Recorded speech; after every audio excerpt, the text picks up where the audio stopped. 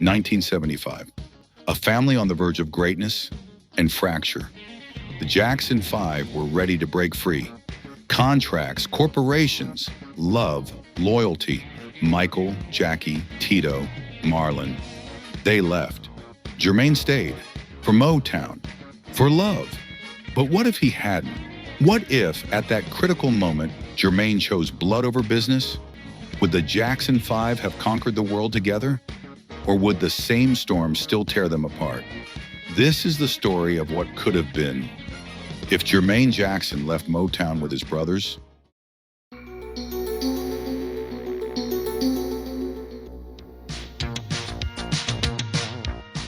we all know the story.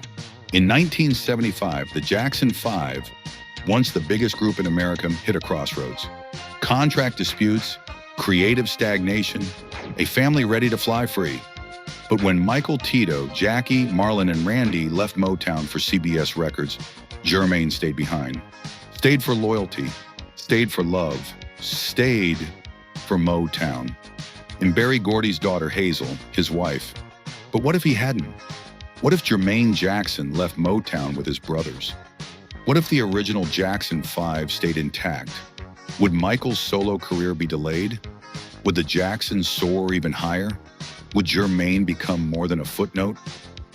Let's find out. June 1975. In this timeline, Jermaine, then age 20, chooses family over company loyalty. After tense discussions with Berry Gordy and tearful nights with Hazel, Jermaine decides to leave Motown alongside his brothers. Instead of breaking apart, the full Jackson 5, Michael 16, Jackie 24, Tito 21, Jermaine 20, and Marlon 18, negotiates a deal with CBS Records under Epic.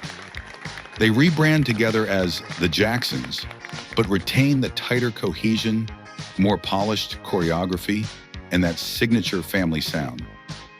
Jermaine's presence maintains a stronger R&B flavor to their music, preventing the lighter, poppier shift that later defined early The Jacksons albums. Creative impact. Jermaine and Michael develop a healthy sibling rivalry, pushing each other vocally.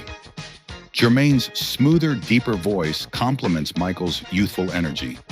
Songwriting expands, with Jermaine collaborating on themes of love and family alongside Michael's growing social consciousness. They start working closely with Gamble and Huff at Philadelphia International Records, but now with Jermaine's smoother R&B sensibility blending into the Philly soul sound. Personal impact. Hazel Gordy, devastated but supportive, follows Jermaine to LA, starting a new rocky chapter in their marriage without Berry's protective shield. 1976. The Jacksons' debut album under Epic explodes. Enjoy Yourself becomes a bigger hit with Jermaine's harmonies added. Show You the Way to Go hits #1 in the US and UK, buoyed by the double lead vocals of Michael and Jermaine. Behind the scenes. Michael feels creatively stifled by Jermaine's lingering loyalty to Gordy's old ways of showbiz.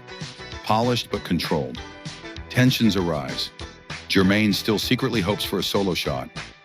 But now, so does Michael. 1978. Destiny is still born, but darker, funkier, with Jermaine's influence. He singles. Blame It on the Boogie, Michael and Jermaine duet version. Shake Your Body Down to the Ground features Jermaine's ad-libs. 1979, Michael, age 21, begins recording Off the Wall. But under pressure, CBS also greenlights Jermaine's first official solo album outside the group at the same time, titled Midnight Conversation. Internal CBS documents suggest Michael and Jermaine clashed over who would get Quincy Jones as a producer. Michael won. Jermaine was quietly offered lesser-known arrangers in retaliation. Personal life. Jermaine and Hazel's marriage starts to strain more publicly as Jermaine chases solo fame, neglecting his young family. By 1980, Michael's superstardom is undeniable. Off the Wall blows up. Jermaine's Midnight Conversation, modest R&B chart success, but overshadowed. 1982. Michael, 24, becomes global royalty with Thriller. Jermaine releases Let's Get Serious, real world fact, but bigger here. The lead single, produced by Stevie Wonder, hits top 10 R&B, but not pop. Family dynamics. Jermaine becomes resentful, privately and publicly. He gives several salty interviews, throwing light shade at Michael's commercialism and losing touch with real R&B roots. Jermaine feels used and discarded by both Motown and his brothers. Marriage implosion. Hazel files for divorce in 1983, citing irreconcilable differences and emotional abandonment. Jermaine spirals into a series of ill-advised relationships and business ventures, some linked to shady promoters. 1984. Victory Tour. Despite everything, Jermaine rejoins the Jacksons for the Victory Tour. However, backstage fights between him and Michael are now common, over money, spotlight, and old wounds. Late 1980s to 1990s, Jermaine attempts sporadic solo comebacks. Some real-world ones, like Don't Take It Personal, happen here too, but never fully recovers his star. Michael, meanwhile, uses the fuel of the early family competition to harden himself into the king of pop. Family reconciliation, 2001, Michael's 30th anniversary concert. Jermaine and Michael reunite for an awkward but emotional public embrace on stage. Post Michael's death, 2009, Jermaine becomes one of the most public mourners, but is often seen as both genuine and opportunistic, especially after controversial interviews, rumors of book deals, and endless tribute performances. Today, Jermaine, age 70, tours with the remaining Jacksons. His legacy? Complex, loyal but sometimes bitter, talented but often overshadowed. Would staying with the group have changed it? Yes. Jermaine would have had more fame, better material, and perhaps a steadier family life. But ultimately, Michael's meteoric rise may still have eclipsed all. Jermaine Jackson stayed with Motown. He stayed for Hazel. He stayed for Barry. And in doing so, he missed the evolution, the reinvention, of the Jackson 5 into something bigger, bolder, and freer. If he had left with his brothers in 1975, he would have had better records. He would have had a longer arc.